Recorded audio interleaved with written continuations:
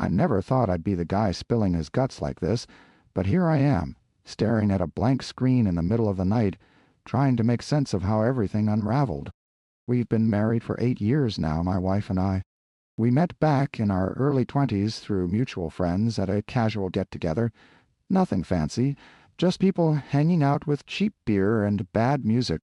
She was the quiet type, always observing more than talking, with this dry sense of humor that caught me off guard.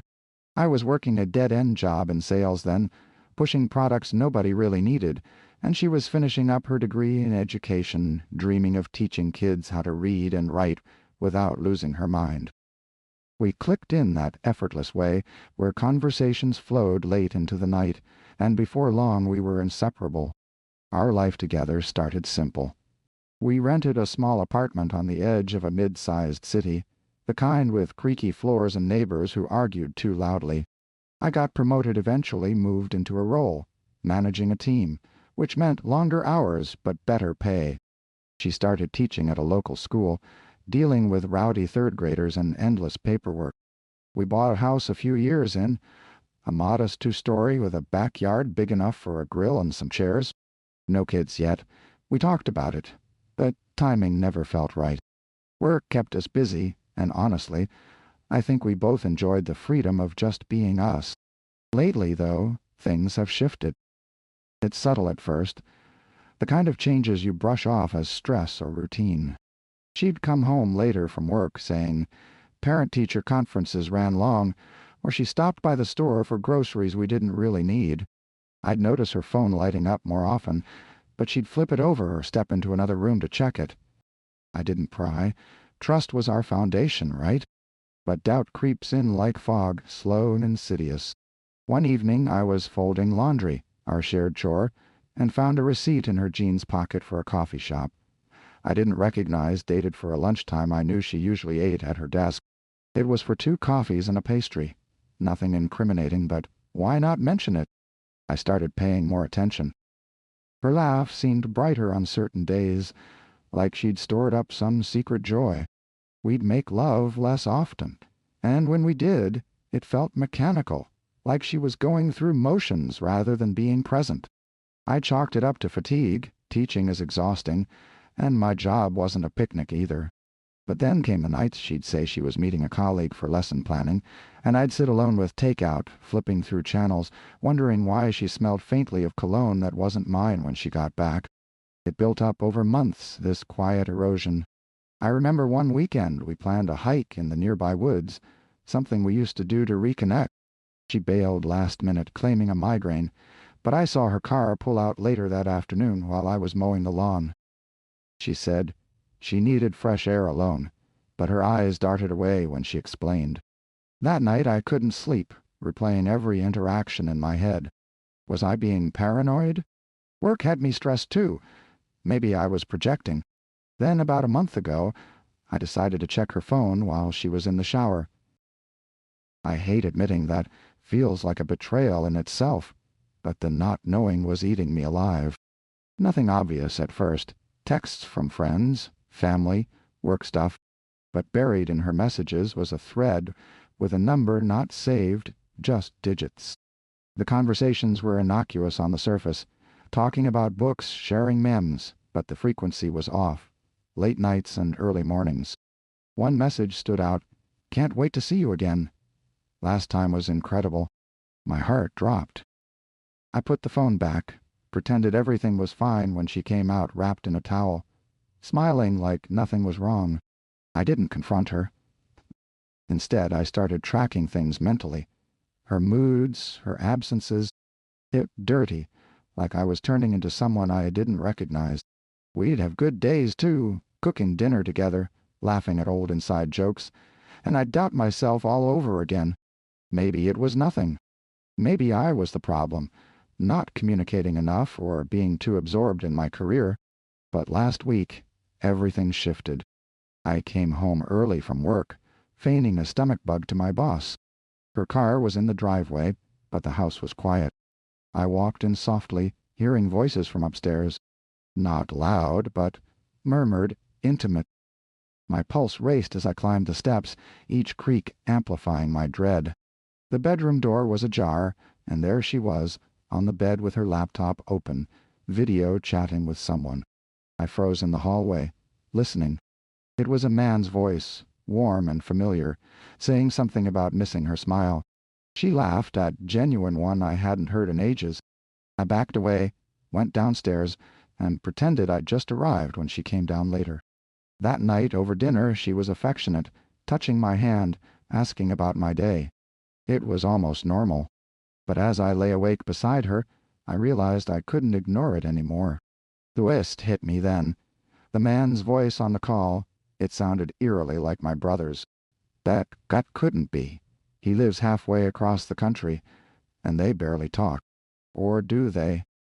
The uncertainty gnawed at me, leaving me questioning everything I thought I knew about our life. The suspicion about my brother lingered like a bad taste, but I pushed it down deep. He and I aren't close, haven't been since we were kids fighting over everything from toys to parental attention. He's the successful one, or so family lore goes. Landed a high-paying job in finance, married young, divorced even younger, now living that bachelor life in a bustling city far from our quieter suburb. We exchange holiday cards and occasional calls, but nothing deep. My wife met him a handful of times at family gatherings, always polite but distant. Or so I thought. Days blurred after that overheard call. I threw myself into work, leading meetings with forced enthusiasm, crunching numbers until my eyes burned. At home, we'd orbit each other. Breakfast small talk about weather or news, evenings with TV droning in the background while she graded papers and I scrolled through emails. Intimacy became rare, excuses piling up, headaches, early mornings. I started jogging in the evenings, pounding pavement through neighborhood streets lined with similar houses, each hiding their own secrets, I suppose. One afternoon I logged into our shared cloud account to grab some photos for a work presentation. That's when I found it. A folder I didn't recognize, tucked away under miscellaneous. Inside were screenshots of texts, the same unsaved number from her phone. Messages like thinking of you during that boring meeting, and her replies, "Me too. Wish we could escape together." Dates matched her late nights. But no names, no faces. I felt sick, copying the number and running a quick reverse search on my phone. Nothing came up, just a generic carrier. That evening she suggested we order pizza, something we hadn't done in months. We sat on the couch, boxes open, grease staining napkins. She seemed relaxed, chatting about a student's funny essay. I nodded along, but my mind raced. Midway through, her phone buzzed. She glanced at it, smiled faintly, then set it face down. "Just a friend from work," she said, unprompted. I forced a smile back, but inside, jealousy twisted like a knife. I decided to dig deeper without her knowing. The next day, during lunch, I called the number from a blocked line at work. It rang twice, then voicemail. A man's voice, professional, no name. Hung up, heart pounding. That voice. Familiar, but I couldn't place it. Not my brother's. I'd misheard before, probably. Relief mixed with frustration. Who was he? Life's unpredictability hit then. My wife started acting sweeter, planning a weekend getaway to a cabin in the woods, rustic, no cell service, just us. I agreed, hoping it would reset things. We drove out in our mid-sized sedan, radio playing old rock tunes, her hand on my knee like old times. The cabin was cozy. Wood stove, flannel blankets, a deck overlooking trees. We hiked trails, cooked simple meals, made love under stars peeking through the window. It felt real, vulnerable. She opened up about work stress, how teaching drained her empathy sometimes. I shared my fears of stagnation in my job. For a moment, doubt faded. But on the drive back, her phone forgotten in the cup holder lit up with a text. "Missed you this weekend. Call soon." From that number. I glimpsed it before she snatched it away, claiming spam. The lie hung heavy in the air. That night I couldn't sleep, replaying a message. "Miss you this weekend," implying ongoing contact. I confronted her gently the next morning over coffee. "Who's been texting you so much?" I asked, keeping my tone neutral. She paused, mug midway to her lips, then sighed. It's nothing, really. Just an old friend I reconnected with online. Press for details. She admitted it was someone from college, a guy she'd dated briefly before me. They bumped into each other at a conference months ago, started chatting. It's platonic, she insisted, eyes meeting mine. I didn't want to worry you over nothing. No, no, no. Why? Relief washed over me, but skepticism lingered. We talked it out. Boundaries, transparency. She showed me the thread. Light banter, shared memories, nothing explicit. I felt foolish for doubting, apologized for snooping. We hugged, promised better communication. Things improved, more dates, open talks. I even met the friend virtually, via group call with mutual acquaintances. Seemed harmless, a balding guy with a desk job. But here's where it twisted unexpectedly. A week later, sorting mail, I found a letter addressed to her from a medical clinic. Inside, results from a routine checkup, but stapled was a note about follow-up for something unrelated, a prescription renewal. The date matched one of her late work nights. Curiosity piqued. I called the clinic anonymously, posing as her to confirm. The receptionist mentioned the visit was with a specialist in the same building as her school, but then dropped that her partner had accompanied her. Partner? I hung up, stunned. Digging online, I found the specialist's profile. A therapist specializing in couples counseling. But we weren't in therapy. The twist hit. Maybe she was seeing someone else for emotional support. But why hide it? Or worse, was the friend more involved? That night, she confessed partially when I asked about the letter. I've been seeing a therapist alone. About us, about my doubts. Doubts? She admitted, feeling trapped, questioning if we were right long-term. But no mention of infidelity. Yet, the phone number traced back in my mind. Wait. The voicemail voice matched the therapist's online video. Was she confiding in him beyond sessions? The boundary blur left me reeling, suspicion reignited in a new, darker form. The revelation about the therapist threw me into a spiral of self-doubt. Was our marriage so fragile that she needed professional help without telling me? I spent days replaying our conversations, dissecting her words for hidden meanings. Work suffered. I'd zone out in meetings, my team noticing my distraction. At home, we'd tiptoe around each other, polite but distant, like roommates sharing space rather than partners sharing life. I suggested joint counseling, and surprisingly, she agreed. We found a different therapist, a neutral woman in a generic office building downtown. Sessions started awkward, sitting on a worn couch, airing grievances. I talked about feeling sidelined, about feeling unheard. Progress was slow, incremental. We'd leave sessions exhausted but hopeful, stopping for ice cream on the way home, reminiscing about simpler times. Yet the phone number nagged. I hadn't confronted her about the voice match. Fear held me back. Instead, I monitored subtly her schedule, her moods. One evening, she said she had a parent meeting, but I drove by the school. Lights off, parking lot empty. Heart sinking. I followed her car discreetly to a coffee shop across town. She met a man there, not the college friend, not my brother, but someone unfamiliar, tall, in business casual, mid-40s maybe. They hugged briefly, sat talking intently over drinks. I didn't storm in. Drove home, paced the kitchen until she returned. When she did, smelling of latte, I asked casually how the meeting went. Fine, she said, avoiding eye contact. That lie fueled my resolve. Next day I hired a private investigator, discreet guy recommended online. Cash transaction. Felt like a cliché, but desperation won. Weeks passed with updates. Photos of her meeting the man at parks, lunches. Nothing overtly romantic, no kisses, just deep conversations. The pie dug. He was a colleague from a district workshop, married himself, 2 kids. They collaborated on curriculum projects. Relief. Not quite. Emotional affairs cut deep, too. Meanwhile, our therapy helped surface old wounds. She admitted resenting my long hours early in marriage, how it left her lonely.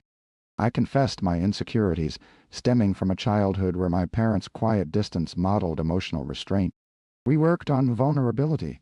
Date nights, shared hobbies like gardening in our backyard, planting herbs that thrived under her care. But the meetings with the man continued. One report showed them at a hotel lobby. Business conference, the PI noted, but my mind raced. I confronted her that night, photos in hand. Tears flowed. She admitted the emotional connection, how his listening ear filled voids I hadn't. It's not physical, she swore, but I crossed lines. We argued, voices raised for the first time in years. Raw, hurtful words about neglect, betrayal. Reconciliation seemed possible. She cut contact, blocked numbers. We doubled therapy sessions focused on rebuilding trust. Small gestures, notes left on the fridge, surprise lunches at her school. I took time off work. We traveled to a beach town, walked sandy shores hand in hand, discussing futures. Maybe kids now, a fresh start. Yet doubts persisted. Her phone stayed clean, but behaviors shifted subtly. More time on social media, vague about online friends. I caught her deleting browser history once, claimed it was junk. Paranoia? Maybe. Me, maybe. Life's nuances hit. Her promotion at work meant travel, weekends away. I supported it, but anxiety brewed. Then a breakthrough in therapy. She shared childhood trauma, absent father, leading to attachment issues. It explained her seeking validation elsewhere. I opened about my fears of abandonment, rooted in my parents' divorce, I rarely mentioned. Empathy grew, we connected deeper, intimacy returned with passion, absent for years. But reality intruded. During one trip she called late, voice distant. "Miss you," I said. "You too," but hesitation lingered. Back home, unpacking her suitcase, I found a man's tie tangled in her clothes, not mine. She claimed it was from a colleague's lost and found, but the fabric smelled of unfamiliar aftershave. Trust fractured again. We talked it out, but walls rebuilt. Daily life resumed. Chores, bills, quiet dinners. I reflected inwardly. Maybe I enabled this with my passivity. Psychological layers unfolded, her need for excitement clashing with my stability-seeking. Months later, stability returned tentatively. We celebrated our anniversary with a home-cooked meal, toasting to perseverance.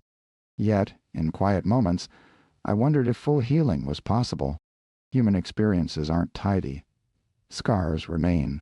Our story continued, unpredictable as life itself. As time wore on, the tie incident faded into uneasy acceptance. We threw ourselves into routines, her with school events, me with a new project at work that demanded overtime. Mornings started with coffee rituals. She'd brew extra strong for me. I'd pack her lunch with notes inside, small anchors in choppy waters. But life's unpredictability struck again. My mother fell ill, nothing terminal, but enough for hospital stays. My wife stepped up, driving me to visits, cooking meals for the family. Her compassion shone, reminding me why I fell for her. During those weeks, suspicions quieted. Real crises dwarf petty doubts. Post-recovery, we planned a vow renewal. Symbolic, intimate, just close family in our backyard. Vows rewritten. Promises of honesty, effort. So? She looked radiant in a simple dress, eyes locked on mine.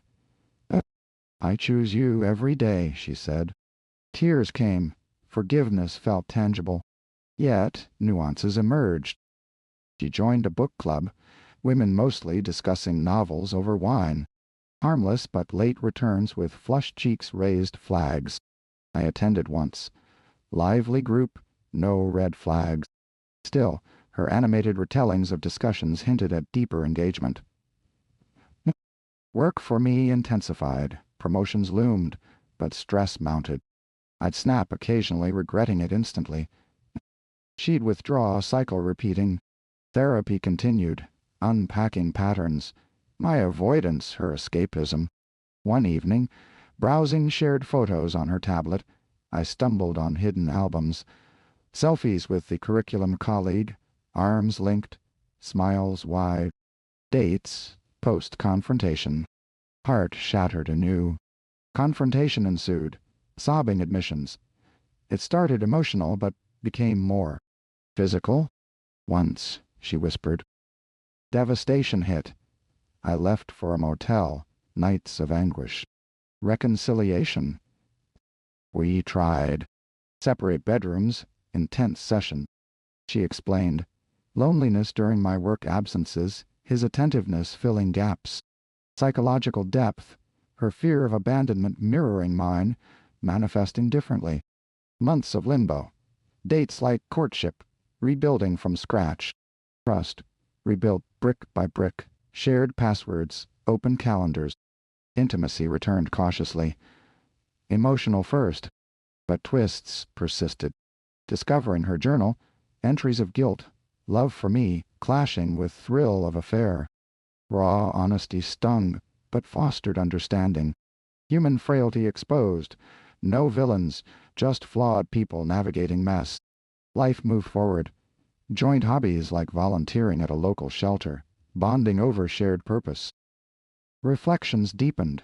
Marriage as ongoing work, not fairy tale. Yet full resolution eluded. Occasional doubts surfaced, but communication improved. Our story, like many, evolved through pain toward tentative growth.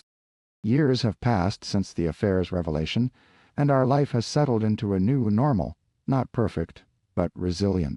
We moved to a smaller house, downsizing for simplicity, focusing on experiences over things.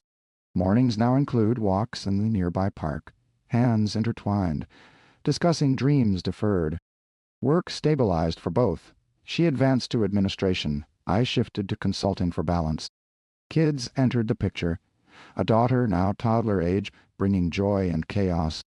Parenthood tested us, sleepless nights, differing styles, but united us too. Reflections abound. Infidelity's scar remains, but it's taught empathy. I understand her vulnerabilities better, she mine. Therapy evolved to maintenance, checking in quarterly. Unpredictable events shaped us. A job loss for me. Her support unwavering. Her health scare, my steadfast presence. These forged deeper bonds. Socially, we cultivated honest friendships, sharing struggles openly. No more facades. Emotionally, rawness persists. Occasional triggers, a song, a scent, stir memories. We talk through them, no secrets. Our story feels authentic, like countless others, messy, real, with growth amid pain. Love endures, transformed.